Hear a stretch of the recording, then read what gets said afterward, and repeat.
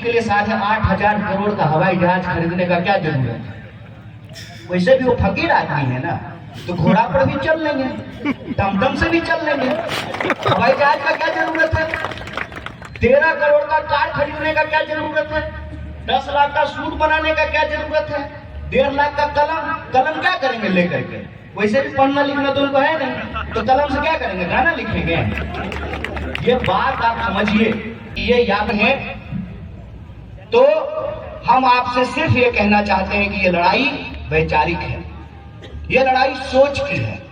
एक तरफ वो सोच है जो हमारा ध्यान भटका करके, जैसे अंग्रेज करते थे ना, हम भारतीयों को आपस में लड़ाते थे और यहाँ का कपास लेकर के इंग्लैंड चले जाते थे, यहाँ का कोयला लेकर के इंग्लैंड चले जाते थे, यहाँ का सोना लेकर के इंग्लैंड चले जाते थे। एयरपोर्ट उनका, पोर्ट उनका, सड़क उनकी। जो अंग्रेज बाबू होता था, उस बाबू के बंगले के सामने से जो है ना कोई भारतीय गुजर नहीं सकता था। हमारे ही देश में रेस्टोरेंट खोल करके लिखते थे कि कुत्तों और भारतीयों का प्रवेश वर्जित होता है।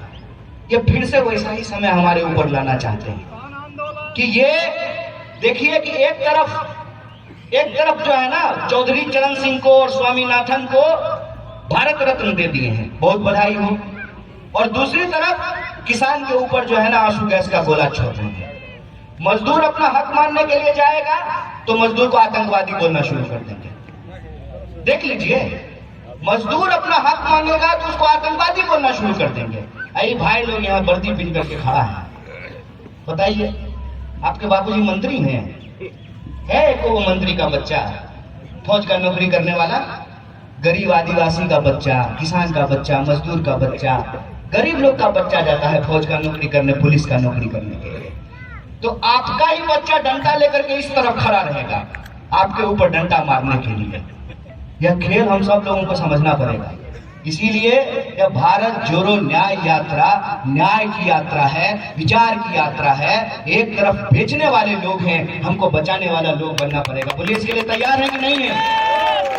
अगर आप तैयार हैं तो भारत जोड़ो न्याय यात्रा का संकल्प है कि 5 तरह की न्याय की पुनर्स्थापना करके युवाओं का न्याय, नारी का न्याय, सभी का हिस्सेदारी का न्याय, किसान का न्याय और श्रमिकों का न्याय, मजदूरों का न्याय स्थापना करके हम भारत को झूठ मूठ का जुमला वाला नहीं,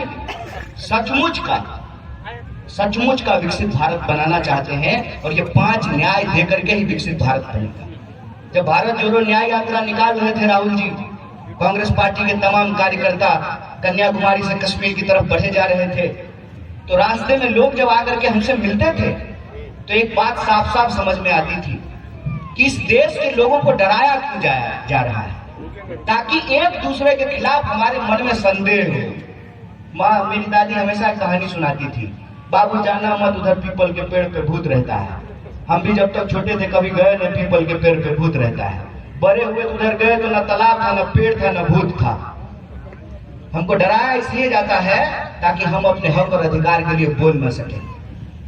तो जो आजादी हमको मिली है वो भीख में नहीं मिला है, उसके लिए किसी ने जान लगाई है, किसी ने अपना जीवन दिया है, कोई फांसी का तख्ता चूम लिया। आज 14 फरवरी है, लोग वैलेंटाइन डे मना रहा होगा, आई लव यू बोल रहा होगा। जिस उम्र में लोग आई लव यू बोल रहा है ना, इसी उम्र में 23 साल की उम्र में भगत सिंह जो फांसी के फंदे पे चढ़ गया था। ये हक और अधिकार की लड़ाई है, इसमें हम तमाम लोगों को एकजुट रहने की जरूरत है। मैं जयंत की तरह जो है या जयराम जी की तरह अर्थशास्त्र का विशेषज्ञ तो नहीं हुई, लेकिन हमारी नीति और नियत बिल्कुल साफ है।